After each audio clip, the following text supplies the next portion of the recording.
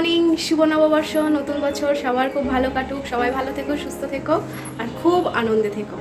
সকালের কাজটা সব সেরে চলে এসেছি রান্নাঘরে। করতে হবে রান্না। গরমের মধ্যে রান্নাবান্না করতে একদম ভালো লাগছে না, প্রচণ্ড গরম পড়েছে, গরম আর সহ্য করা যাচ্ছে না। আজ তো শনিবার, নিরামিষ হবে। ওদিকে ডাল হয়ে গেছে, ভাত হয়ে গেছে, আলু ভাজা হয়ে গেছে, আর করব আলু পটলের তরকারি আজকে।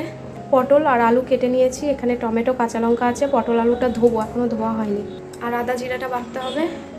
চলো ঝটপট রান্না করে নিই গরমে।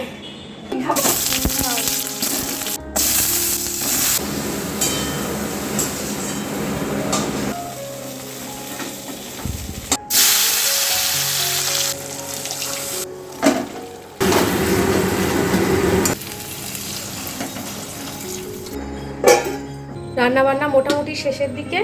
ওদিকে আমার মাম্মাম এখন ঘুমিয়েছে, স্নান করার টাইমে ঘুমিয়ে পড়েছে। ওর খাবারটা করে নিই, তারপর ওকে তুলে স্নান করিয়ে দিতে হবে। মামামের খাবার চাল ডাল সবজি সব কাটা রয়েছে।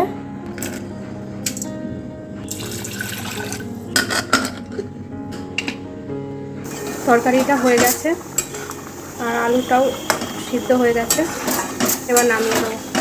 ও মা, মা স্নান করে নিয়েছো? এবার খেতে হবে। এই যে আমার মার জন্য খাবার নিয়ে এসেছি, এবার আমরা খাবো। হ্যাঁ খাবো খাবো, হাত দিতে নেই, গয়ম গয়ম। মা আমি দিচ্ছি একটু ঠান্ডা হোক। খিদে পেয়ে গেছে ওর, আসলে গরম তো আমি দিতে পারছি না। মামামকে খাইয়ে আসলাম, এবার আমি রান্নাঘরটা গোছাবো। রান্নাঘরটার কি অবস্থা হয়ে আছে। আর ওদিকে রথিন বাড়ি চলে এসছে, এখন 1:30 বাজে, এখনও স্নান করতে যায়নি। কখন স্নান করতে যাবে জানি না।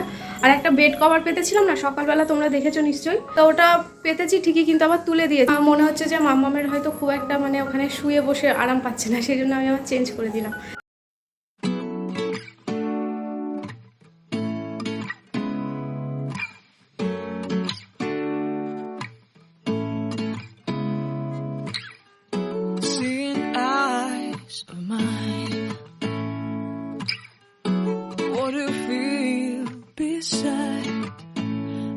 Don't know where we're gonna fly like you did sometimes. Seeing eyes. এই যে মাম্মাম নতুন জামা পরে নিয়েছে পয়লা বৈশাখে। তোমরা পরেছো তো নতুন জামা? মামাকে কেমন লাগছে পয়লা বৈশাখের দিন নতুন জামা পরে? টিপ পরবে না, একদম একদম টিপ পরতে চাই না, কিন্তু টিপ পরবে না কেন? হ্যাঁ এই যে এটা কে রে? কে এটা? হ্যাঁ কি খেলা করছো তুমি? আমি ভাত টাত নিয়ে সব ঘরে চলে এসেছি। বাইরে প্রচুর গরম, সব এক জায়গায় নিয়ে এসেছি। আর বাটি টাটি করিনি, সব এক জায়গায় দেখো, যেমন রান্না করেছি তেমনই বাটি ধরাই আছে, শুধু ভাত বেড়েছি। এখানে রথিন আর মার ভাতটা বেড়েছি, আমি পরে খাবো, মেয়েকে একটু ঘুম পাড়িয়ে নিয়ে তারপর। আর এখানে আজকে করেছিলাম আলু ভাজা, ডাল, এদিকে পটল আলুর তরকারি, আর এখানে আছে আমের টক। এখন 2:30 বাজে, রথিন আবার 4টে নাগাদ বেরিয়ে যাবে, তা ওরা খেয়ে নিক, আমি একটু মামকে ঘুম পাড়িয়ে নিই। তরমুজ কাটলাম, ফ্রিজে রেখে দিয়েছিলাম তরমুজটা, ঠান্ডা, বেশ ঠান্ডা, ফ্রিজের ঠান্ডা তরমুজটা খেতে বেশ ভালো লাগে। চলো সবাই মিলে বসে খাই। আমার তো গরমকালে তরমুজ খুব ভালো লাগে, তোমাদের কার কার ভালো লাগে কিন্তু জানিও কমেন্টে। আর বিশেষ করে ফ্রিজেরটা বেশি ভালো লাগে, এমনি বাইরে থেকে এনে খেলে খুব একটা টেস্ট লাগে না, কিন্তু ফ্রিজ থেকে বার করে সেই ঠান্ডা তরমুজের টেস্টই আলাদা। মামামের জন্য জল গরম, আর ওর ফোটানো জলটা ঠান্ডা করে তারপর বোতলে ভরবো। গুড ইভিনিং, আমি রেডি হয়ে গেছি, আমরা এখন বেরোচ্ছি। আর আজকে কিন্তু আমি আর রথিন একা যাচ্ছি না, আমাদের সাথে কিন্তু আজকে স্পেশাল একজন যাচ্ছে। এই যে মামাম, দেখো কত খুশি। মামা বলে দাও, আমি খুব হ্যাপি আজকে। ফার্স্ট টাইম মামামকে নিয়ে বেরোচ্ছি বাইরে আর কি। তা কোথায় যাবো জানি না, তবে বেরোচ্ছি, কাছাকাছি যাবো, চলে আসবো। তো এখন 8টা বাজে। সবাইকে শুভ নববর্ষ, সবাই খুব ভালোভাবে কাটাবেন দিনগুলি। এখন 8টা বাজে, ওকে আমি খাইয়ে দাইয়ে সব রেডি টেডি করিয়ে নিয়ে যাচ্ছি। আর এই যে এখানে একটা ছোট্ট ব্যাগ নিয়ে নিয়েছি, এর মধ্যে জলের বোতল আছে, দুধের বোতল আছে, তারপরে রুমাল আছে, ওর যা যা দরকার আর কি সেগুলো নিয়েছি। আর এই যে আমার মামামের আউটফিট, কিন্তু ঘরের মধ্যে থাকতেই চাইছে না, এখন বাইরে যাবে। এই যে আমার মামামের আউটফিট, আর আমার মামামের আজকে লুকটা দেখে নাও, বাইরে বেরোনোর লুক। নতুন জামা পরেছে, পয়লা বৈশাখ বলে কথা, আর আমিও নতুন জামা পরেছি। আমি তিনজনকে ছবি না। তা আমাদের কেমন লাগছে জানাবে। চলো মামা বেরোবে বলে খুব এক্সাইটেড, ও বেশি কথা বলতে দিচ্ছে না, চলো আমরা বেরিয়ে পড়ি। আমরা আসলাম মধ্যম গ্রামে, মামামকে নিয়ে প্রচণ্ড আওয়াজ হচ্ছে, কিছু শোনা যাচ্ছে না। আর মামাম একটু ভয় পেয়ে গেছিল ফার্স্ট টাইম, মানে এতটা বাইকে আসেনি তো কোনোদিন, মাঝে তো ঘুমিয়েও পড়েছিল। সব থেকে বেশি প্রবলেম আমার মামার খুব গরম লাগছে, প্রচণ্ড গরম। ওর আসলে একদমই অভ্যাস নেই, যদিও আমি ওকে প্রমিস করেছিলাম যে তোমাকে নিয়ে ঘুরতে যাবো বলে আমি বেরোলাম। আমরা বেরিয়ে যাবো, আর কোথাও যাবো না, দাঁড়াবো না, আমি মামামকে নিয়ে বাড়ি চলে যাবো। বাড়ি যাচ্ছি, আর আমাদের তো হালখাতা আছে, হালখাতা দুটো করেই বাড়ি চলে যাবো আমরা। না চলো ওকে বাড়ি, চলো মামাকে কিছু খাওয়াই। কি খাবে ও? চলো এখানে কোথাও স্যালাড করে দেখি না দেখি। আমরা এসেছি হালখাতা করতে, এই যে দিয়েছে কোল্ড ড্রিঙ্কস, দেখো দোকানটা সাজিয়েছে ভালো, এই যে। আর এই যে দিদি এই মিষ্টির প্যাকেট নিয়ে নিয়েছি।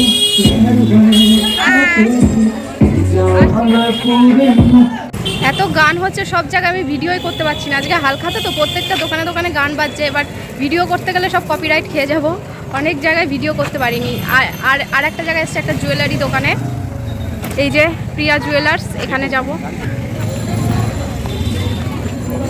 এই দোকানটা প্রচুর ভিড়, এখানে ফুচকার ব্যবস্থা আছে, যে যত বাচ্চা ফুচকা খাচ্ছে সব লাইনে দাঁড়িয়েছে, আমরাও খাবো।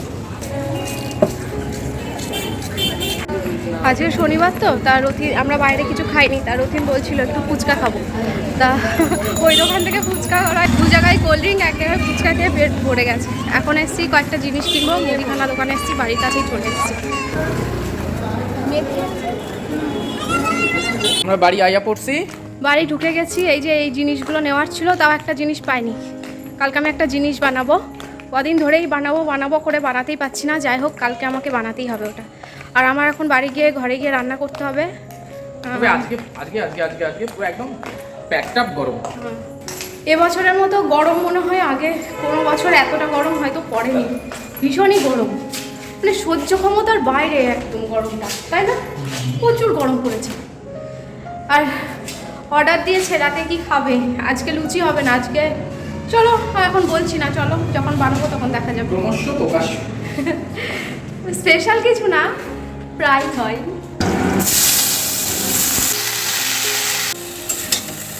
আমি শুধু ভাবছি কখনই রান্নাঘর থেকে বেরোবো, মানে সেদ্ধ হয়ে গেলাম জাস্ট,